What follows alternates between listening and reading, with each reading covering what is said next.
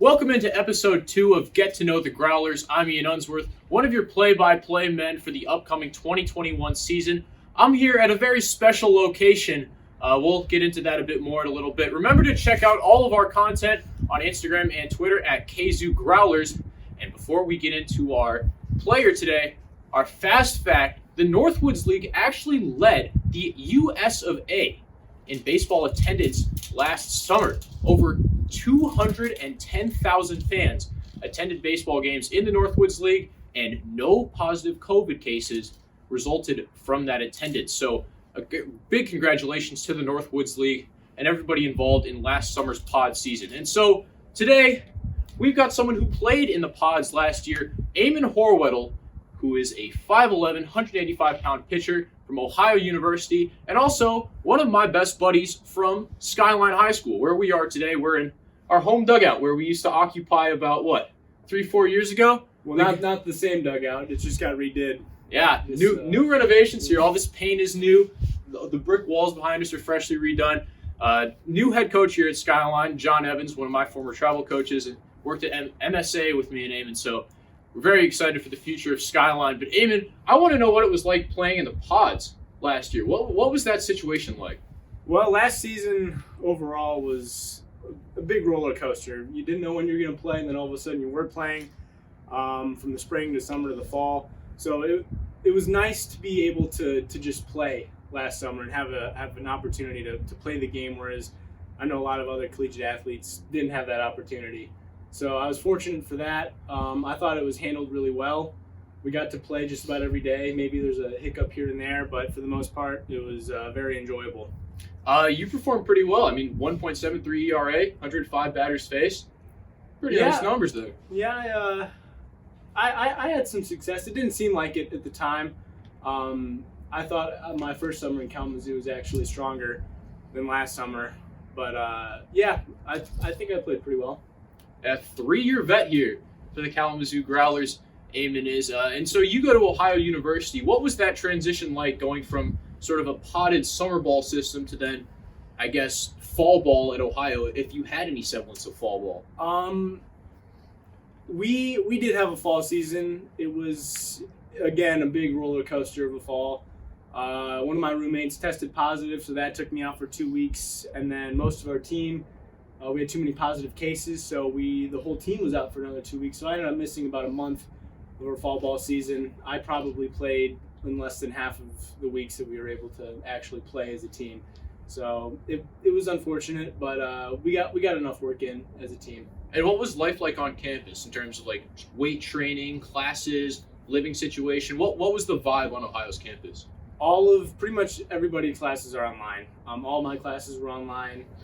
We had lifting as a team. We would split up into small groups to lift in the weight room, and we all had to wear masks. So that was less than we weren't able to do as much as we usually do. There's nobody on campus really. It's kind of a ghost town on campus. Woo! Uh-oh. Homemade partition here, people. It's a bit windy at the old Skyline field. I think that's a tradition here. Our Eamon's glass door is holding up well so far. Hopefully it'll keep sticking with us. But Athens was woo!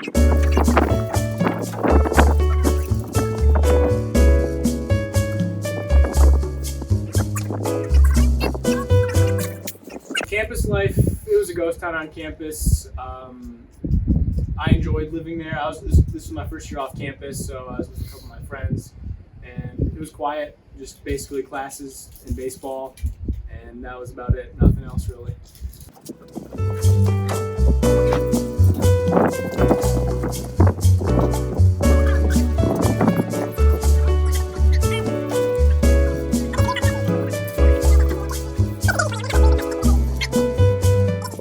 So, Eamon, now that you're back home and our partition has been somewhat fixed, how are you staying in shape for the season? You got some med balls, some bands. What's the conditioning regime like? Well, I've been fortunate enough to have an uncle who loaned me his squat rack since the last quarantine back in March. So I basically brought that wherever I've gone. Most recently in my apartment bedroom, and also my host family last summer let me take it down into the basement. So I've been able to do some lifting that way to kind of avoid the gym scene with potentially testing positive for COVID. But yeah, I got bands, I got some plyo balls. My coach at school hooked me up with a core velocity belt, which is something that I'm new to. Kind of work on some mechanical things, pitching wise, but throwing wise, I've kind of shut my arm down in the winter for like a month and a half. That's usually what I like to do. Give it a nice rest, going back in the spring. Yep. So, in terms of pitching, what are you looking to improve on this summer? What are your goals for 2021? Ooh. Well, pitching aside, my goal for this summer would be to have a normal summer. Yes, absolutely. I'm with you there. I think that would be a lot of fun. Pitching related, I can always work on getting stronger, throwing harder. I think that's every pitcher's goal, honestly. Other than that, just the continual work of working on my pitch arsenal and strengthening my repertoire. You know, each pitch, my curveball is something that I've been working on a lot recently, so that can strengthen my changeup as well. It's something that I've always used, but can be on and off. So that's something that I can work on getting more consistent. And so, in terms of your arsenal, obviously, you grew a lot through high school, through middle school. Since we're at Skyline, what's your favorite Skyline baseball moment? My favorite high school baseball moment, it would honestly have to be my no-hitter against Bishop Foley my junior year, which, funny enough, one of the kids on that team is now my teammate at Ohio, Mason Minzy. He just transferred over from Wabash Junior College, so it's pretty funny that he was part of that high school baseball moment. On the other side, obviously, he's on the other team. We'll get into a bit of a lightning round here, so we'll speed it up, ask you some more get to know you icebreaker style questions. All right, since you are back home, this is Ann Arbor. What is the first place you're going to eat? Well, if it was a normal times, no virus out there, first place, my go-tos, I'll do a list. Knight's Restaurant, Red Hawk, I love Red Hawk, Carlisle Grill, and Blue Tractor. Those are my big four. I'm assuming you're getting some protein in there. Yeah, nice steak action. Oh yeah. Knight's is a great steakhouse just down the way. Family owned. Kids go to Skyline. Great people there. Okay. What else about Ann Arbor?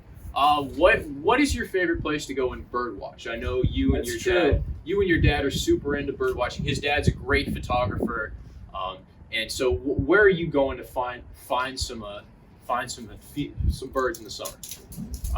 Funny you ask. I'm actually gonna go.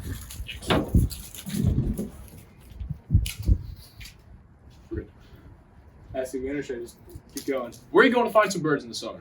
Well, funny you asked that, Ian, because I'm actually going birding right after this interview with my dad. In Ann Arbor, I think my favorite place is probably Furstenberg, which is a park along the Huron River. But in the state of Michigan, I really like Point Mouillet, it's by Monroe. It's close to Canada, right on Lake Erie. There's a lot of different birds that come through there. One more thing about your dad. He actually played golf at Ohio, and that's one of the main reasons you wanted to go there. Yeah. What's the best round of golf you've ever shot? I got into golf this past year because baseball, I wasn't able to play it as much, so I picked up golf a little. My dad's obviously pretty good, so he's a good teacher. I think my best round this year was an 80. So room to improve, but not too bad. I mean, hey, Phil Mickelson was looking like he was shooting an 80 at the Masters. Well, I'm not playing at Augusta. So. There you go. All right, let's get into some other stuff here. It's the holiday season. It's December. It's pretty darn cold here. The wind's whipping through. Are you a holiday music guy? Do you turn the radio on as soon as Thanksgiving's over to just hear Mariah Carey stream through? I wouldn't say as soon as Thanksgiving's over, but yeah, I definitely do like Mariah Carey's "All I Want for Christmas." That the favorite right there? No, I love all Christmas music, but that one's a jam. Let's see. And in terms of music, I was doing a little surfing. I have to be prepared for these things, and I found your YouTube channel. Did you? Okay. I did find your YouTube channel. I need for you to explain some of the playlists that are on there. Pitching in all caps. What's the vibe of that playlist? That was, I think, a playlist that I made my freshman year of high school, because that would have been the first year that I would have had a pitching, like a walkout song for pitching, and so I wanted to kind of jumble all my ideas into one playlist as to which song I wanted the most. I think I haven't listened to that one in a while. There's a lot of different varieties of music in there. I think I had some Fleetwood Mac, some Childish Gambino. There's maybe some Chance the Rapper, honestly. I really dig deep enough. So my taste in music is pretty broad, I'd say. So what's Slow and Steady Wins the Race? That's the second one I found. That's honestly probably one of my more favorite playlists. That's my playlist that's slower music, songs that not a lot of people would usually like to listen to, but I like. A lot of Beck, Simon and Garfunkel, Moody Blues. I think those are some of the songs that are on that playlist. And last but not least, what is on Songs I Don't Know Why I Like? That's exactly what it's called. It's songs that I don't necessarily know why I like them. I feel like I would typically hate them, but I'll jam to them. So sometimes you just find a vibe, sometimes right? you just like it, yeah. All right, couple quick ones before we get out of here. What is your dream vacation? Oh, that's tough. I don't think about that a whole lot because I don't really have the time to go on vacation. Not much vacationing here for us broadcasters or baseball players. I've never really been overseas before, so honestly, visiting any different continent. If we're staying in America, honestly, going up north to Michigan backpacking, that sounds kind of fun. My sister's done it, and I think that would be a lot of fun to do. Out there in the wilderness. Yeah. Not a camping guy myself. I like my AC and I like my Okay. If you could play one other sport instead of baseball, what would it be? If I could be really good at a sport, I'd probably pick golf. But in terms of like playing a sport, I think I've always been interested in snowboarding. I love watching the X Games and the Winter Olympics, and that's something that I've always been drawn to, but a little too scared to actually pursue. So. Yeah, I mean, we haven't gotten much snow here. You guys obviously can't see it, but the field is pretty clear. It doesn't look half bad compared to years past. It's looked pretty bad, like gray to yellow outfield grass. It's pretty green here, and we're happy for that. Last but not least, favorite season, since you're just talking about the old X Games, Winter Olympics kind of thing. My birthday is in the winter, late winter. So I've always kind of been drawn to winter, but honestly, I like the fall a lot. It's still, at least in Michigan, it's still warm from the summer, and I like the colors changing. The spring, I know it's baseball season, but it's always so cold and muddy and yucky. It's dreary at times. Yeah. You get the slush all on the ground. Yeah. It's not great. But in terms of fall, you also got Michigan football. I mean, I don't know how much of Michigan football fans we can really be. Fan, actually. Really. So you're not an Ohio State fan, not a Michigan State fan. You're just not really drawn to football like that. I'm an Ohio Bobcats football fan. That's what I am. All right, little action here for Eamon. And Syracuse football, guys. That whole spike thing last weekend, I don't endorse that. I'm just gonna put that out there right now. But thank you so much for tuning into the second edition of Get to Know the Growlers. Eamon Horwedel, it's been a great time interviewing you, spending some good time with you back here at the old stomping grounds. And looking forward to a great summer. Remember, check out all the content on Instagram and Twitter at KZoo Growlers. We've got a virtual hot stove event coming up as well on Facebook. And once again, for Eamon, I've been Ian Unsworth. Thank you for tuning in, and we'll see you next time. All right. Well, we'll see how that